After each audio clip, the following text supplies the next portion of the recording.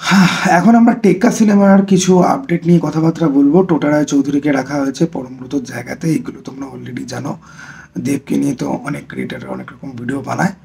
তো আমি এখন এই টেক্কার যে লুকটা সামনে এসছে সেই লুকটা নিয়ে কথা বলবো। আর এই গোটা সিনেমাটার ব্যাপারে যা যা জিনিসপত্র আমরা জানি, এইটা থেকে আমার কেন জানি না একটা সিমিলার সিনেমার কথা খুব বেশি মাথায় আসে, সেটাকে নিয়ে আলোচনা করব। সেটা আলফ্রেড হিচককের একটা ফিল্ম। আমি জানি না এখানে কতজন দেখেছে বা কারা দেখছে, তাদের মাথায় আদৌ ঢুকছে কিনা। এনিওয়ে, প্রথমে আমরা দেবের লুকটা নিয়ে কথা আসি। দেবের একটা ইন্টারভিউতে কবিরের নামটা উঠে আসে। আমি বলে দিই, দেবের যত সিনেমা আছে তার মধ্যে বুনোহাস আর কবিরা আমার সব থেকে পার্সোনাল ফেভারিট সিনেমা, যেগুলো ফ্লপ করেছিল। শাহরুখ খানের স্বদেশের মতো সিনেমাও আমাদের দেশে ফ্লপ করে, আর বুনোহাস আর কবিরের মতো সিনেমা আমাদের বাংলাতে ফ্লপ করে। কারণ এরকম সিনেমা বোঝার মতো অডিয়েন্স যারা রয়েছে তারা ওই সময় দেবের ভক্ত ছিল না। দেব যদি আজকের দিনে যদি কবির বানাতো বা বুনোহাস যদি বানাতো, তাহলে সেটা নিয়ে অনেক বেশি হাইপ হতো, শহরের মানুষরা ভরে ভরে দেখতে যেত। প্রান্তিক স্তরের মানুষদের কথাটা আমি বলতে পারছি না। নাও, এই টেক্কার ইন্টারভিউতে কবিরের কথা যখন আসে, তখন দেব ক্ল্যারিফাই করে বলে যে না, এটা কবিরের মতো নয়, কবিরের থেকে আলাদা ধরনের হতে যাচ্ছে। কিন্তু এখানে দেবের অত্যন্ত সাধারণ মানুষের মতো লুক, হাতে বন্দুক, থ্রিলার সিনেমা, সৃজিত মুখার্জি পরিচালনাতে রয়েছে। এই সমস্ত কিছু দেখে আমার কেন জানি না কোথাও গিয়ে মনে হচ্ছে যে আমরা কিন্তু কবির বা বুনোয়াসের মতো ফ্লেভার কিন্তু পেতে চলেছি। ওই রকম সিনেমা না হলেও ওই রকম ধরনের ফিল্ম কিন্তু হওয়ার চান্স কিন্তু রয়েছে, which is interesting to me. Okay, দেবকে আমি to be very honest, Champ বা কবির বা বুনোহাসে যেরকম সে একটা ইমোশনাল ভালনারেবল, কিন্তু তার ফ্যামিলি বা তার রেসপন্সিবিলিটির জন্য সে অনেক দূর অব্দি যেতে পারে, একটা সেন্সিবল হিউম্যান বিং ক্যারেক্টার, মানে বিশাল বিগ শট হিরোর থেকেও একটা সেন্সিবল ক্যারেক্টারে যেরকম আমরা দেখে এসেছি, তাতে কিন্তু আমার দেবকে খুব ভালো লাগে। এবং আমার মনে হয় যে দেবের মধ্যে একটা ইনোসেন্স রয়েছে, ঠিক আছে। একটা, এটা কাছের মানুষের, মানে কাছের মানুষ আমার কেন এত ভালো লেগেছিল এই জন্যই যে যখন এই ভালনারেবিলিটি যখন দেবের মধ্যে অ্যাড যখন হয়, তখন কিন্তু দেবের পারফরমেন্স দেখার মতো হয়। তার কারণ হচ্ছে গিয়ে যে দেবের মধ্যে একটা ইনোসেন্স রয়েছে। পরমব্রত চ্যাটার্জি বা আবিরের মধ্যে যেরকম একটা ইন্টেলেকচুয়াল ব্যাপার রয়েছে, এক ঝলক দেখলেই বোঝা যায় যে এরা খুব ইন্টেলেকচুয়াল, এরা খুব বুদ্ধিমান, ঠিক সেরকম দেখলে দেবের মুখের দিকে তাকালে পরে সরল সাদাসিধে ভাইবটা কিন্তু পাওয়া যায়, ঠিক আছে। অমূল মার্ক একটা ব্যাপার কিন্তু তার মধ্যে রয়েছে, যেই জন্য চাঁদের পাহাড়ের সং করে তাকে মানিয়েছিল খুব ভালো। ওকে, না দ্য থিং ইজ যে এই সিনেমাটা কেমন হতে যাচ্ছে। To be very honest, Srijit মুখার্জির শেষের যে সিনেমাটা, সেটা আমার জঘন্য টু দি পাওয়ার ইনফিনিটি লাগে, ঠিক আছে, দশম অবতারের কথা বলছি। কিন্তু প্রত্যেকটা ডিরেক্টরেরই একটা খারাপ ফেস থাকে। সৃজিত মুখার্জির খারাপ ফেসটা অনেক দিন ধরে চলছে। হয়তো টেক্কা, হয়তো তার করা প্রথম, তার হয়তো কামব্যাক হবে, যে একটা ভালো সিনেমা তৈরি হবে। ওকে, নাও দেবের কথাতে যদি আসি, দেবের লুকটা আমার খুব ভালো লেগেছে। এইরকম ছাপোষা একটা লুক এবং একটা এরকম একটা হিউম্যান ক্যারেক্টার হতে যাচ্ছে, সেটাতে আমার বেশ ভালো লাগছে, বেশ ইন্টারেস্টিং লাগছে। কারণ একটা সাধারণ মানুষকে ঘিরে যখন একটা থ্রিলার যখন তৈরি যখন হয়, তার মধ্যে আপনি অনেক রকম টুইস্ট অ্যান্ড টার্নস এক্সপেক্ট করতে পারেন। একটা পুলিশের চরিত্র বা একটা রাফ অ্যান্ড টাফ ক্যারেক্টার, তাকে নিয়ে থ্রিলারের মধ্যে অন্যরকম একটা ভাইব থাকে। আবার একটা সাধারণ মানুষ কেন হাতে বন্দুক ওঠাচ্ছে, সে কি কোনো ফাঁদে পড়েছে, সেই ফাঁদটা কি, তাকে কি কি চ্যালেঞ্জ ক্রস করতে হবে, ঠিক আছে। তো জিনিসটা ইন্টারেস্টিং হতে যাচ্ছে। এখন আমি বলি, এই যে টেক্কার পোস্টারে যে আমরা দেখেছিলাম না, যে দুটো লোক, দুটো মেয়ে, এবং লোকগুলো মেয়েগুলোর দিকে বন্দুক তাক করে রয়েছে, সেটা বাচ্চা মেয়ে হতে পারে, বড় মেয়ে হতে পারে।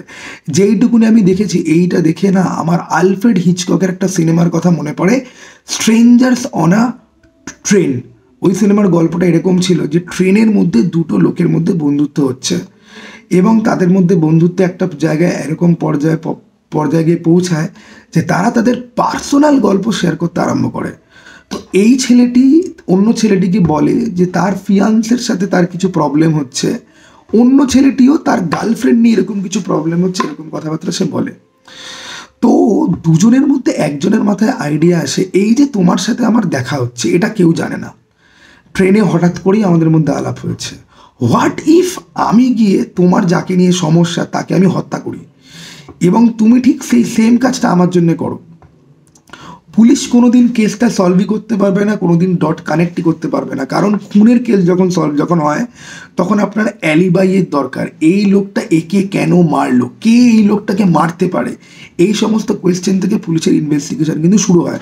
যারা গোয়েন্দা ফিল্ম করেছেন তারা দেখবেন যখন কোনো মানুষ মারা যখন যায়, পুলিশ সবার আগে খোঁজ লাগায় যে এর কারা কারা শত্রু ছিল বা কাদের এ মরে গেলে কাদের ফায়দা রয়েছে, ঠিক আছে। তো এই পুরো যে জিনিসটাকে সেটা ঘুরিয়ে দেওয়ার জন্য যে ভাই তুমি আমার প্রবলেম জানলে, আমি তোমার প্রবলেম জানতে পারলাম, কিন্তু কারোর পক্ষে এটা জানা পসিবল নয় যে আমাদের এখানে দেখা হয়েছে। ফলে পুলিশ একটা বন্য হাঁসের পেছনে তাড়া করার মতো ঘুরে বেড়াবে এবং পুলিশ কোনোদিন বুঝতে পারবে না যে কেসটা কোন দিক দিয়ে কীভাবে সলভ করতে হয়। ওকে, তো ওই সিনেমাটা মারাত্মক একটা সিনেমা ছিল, কিন্তু ওই সিনেমার গল্পটা ওয়ার্কআউট করেছিল এই জন্যেই, এই সিনেমাটা এত পুরনো সিনেমা, ওই সমস্ত যুগে যেই প্রসিডিওরে ইনভেস্টিগেশন হতো, আজকের দিনে সার্ভেইলেন্স ক্যামেরা আছে, ফোনের টাওয়ার লোকেশন ম্যাপিং করা আছে, ফোনের মধ্যে ক্যামেরা রয়েছে, স্টেশনের মধ্যে ক্যামেরা রয়েছে, দেয়ার আর অ্যাম্পল অ্যামাউন্ট অফ থিংস যেগুলো ঢুকে এখন কিন্তু ইনভেস্টিগেশনের প্রসিডিওর অনেক বড় হয়ে গেছে, অনেক ভাস্ট, এবং খুব ইজিলি কিন্তু কাউকে ধরতে পারা যায় যদি দুইয়ে দুইয়ে চার করা যায়। ওকে, এবার আমি কিন্তু একবারও বলছি না যে টেক্কা ওই সিনেমাটা থেকে ইন্সপায়ার্ড হতে পারে বা ওই সিনেমাটা থেকে ঝেড়েছে, একটা পোস্টার দেখে ওগুলোকে তো মোটামুটি গেস করা যায়ই না। কিন্তু আমি যেটা বলতে চাইছি, টেক্কার যে ওই তাসের মধ্যে যে ছবিটা, সেইটা দেখে আমার এই সিনেমাটার কথা প্রথম মাথায় এসেছিল। কারোর কি এরকম কিছু মনে হয়েছে? তোমাদের থিওরি কি? টেক্কা নিয়ে ব্রেকডাউন, সেই ব্রেকডাউন চুরি, সেই চুরি নিয়ে কথা বলা নিয়ে অনেক রকম প্রবলেম হয়ে গেছে। এই সমস্ত কিছুকে কাইন্ড অফ সাইডে সরিয়ে রেখে আমি জাস্ট ডিসকাশনের জন্য জানতে চাইছি তোমাদের কি মনে হয়। কমেন্ট বক্স খোলা রয়েছে, কমেন্টে কিন্তু জানাতে পারো। আমি দেবের লুকের জন্য আমি ওয়েট করছিলাম, যদিও টেক্কার পোস্টার বা অ্যানাউন্সমেন্ট কিছু নিয়ে আমি ভিডিও করিনি, কারণ সৃজিত মুখার্জি কোনো প্রজেক্টের সাথে অ্যাসোসিয়েটেড থাকলে পরে সেটা নিয়ে কথা বলার খুব একটা বেশি ইচ্ছা আমার হয় না, ঠিক আছে, কারণ ফালতু ঝামেলা কারোরই পোষাতে ইচ্ছা করে না। দশম অবতারের সময় আমি দেখে নিয়েছি অলরেডি। দশম অবতার খুবই জঘন্য একটা সিনেমা, হইচইতে সেটা আসার পরে সেটার প্রপার রোস্ট আসবে এবং সৃজিত মুখার্জির কপি ইউনিভার্সের খুব সুন্দর সুন্দর এক্সপ্লেনেশন আসবে আমার চ্যানেলে। কিছু অলরেডি এসে গেছে, যেগুলো অলরেডি আছে, কিছু আসবে, কারণ এই সিনেমাটা দেখার জন্য ওটিটিতে অনেকে ওয়েট করে বসে রয়েছে, তাই আমিও আমার ভিডিওগুলো পোস্ট করছি না। সিনেমাটা আগে পুরোপুরি পাবলিক ডোমেনে অ্যাভেলেবেল হয়ে যাক, তারপরে দশম অবতার নিয়ে আবার খেলা হবে। ওকে, বাট তাই বলে আমি কিন্তু টেক্কা নিয়ে এক্সাইটেড নই, এরকম ব্যাপার কিন্তু নয়। দেবের এই বছরের লাইন আপ খুব ইন্টারেস্টিং। টেক্কা আর খাদান, আরও কিছু হয়তো তার সিনেমা, আরও একটা সিনেমার মধ্যে আসবে ডিসেম্বর মাসে। তো অভিজিৎ সেন, এই প্রজাপতির যে গ্রুপটা আছে, ঠিক আছে, প্রধান প্রজাপতির যে গ্রুপটা আছে, টনিক, ঠিক আছে, তাদের নিশ্চয়ই আরেকটা ফিল্ম হয়তো আসবে। কিন্তু আপাতত আমি টেক্কার খাদান নিয়ে তো আমি খুব বেশি মাত্রায় আমি এক্সাইটেড। দেবদা ওই রেকি করতে গেছিলো, সেগুলো নিয়ে অনেকেই ভিডিও বানিয়েছে। আমার একটা প্রবলেম হচ্ছে গিয়ে, যেটা নিয়ে সবাই খুব বেশি কথা বলে না, আমি সেটা নিয়ে কথা বলতে পারি না। আর এই দেবজিৎকে একদম গরুর দুধ দোয়ানো মহিষের মতো তাদেরকে নিয়ে বারবার কথা বলে বারবার ভিডিও বানিয়ে করতে আমার ভালো লাগে না, বাট তাতে কোনো রকম অসুবিধা নেই। এমনিতেই লোকজন তো তাদের যার যেরকম বোঝে, আর দেবের ফ্যানদের সাথে আমার সম্পর্ক কীরকম সেটা সবাই মোটামুটি জানে। বাট এনিওয়ে, আশা করি কেউ যদি দেখেছো, আমি সত্যি মনে করি না যে দেবের কোনো ফ্যান রয়েছে যে দেখেছে এই সিনেমা বা জানে এসব কিছুর ব্যাপারে, ঠিক আছে।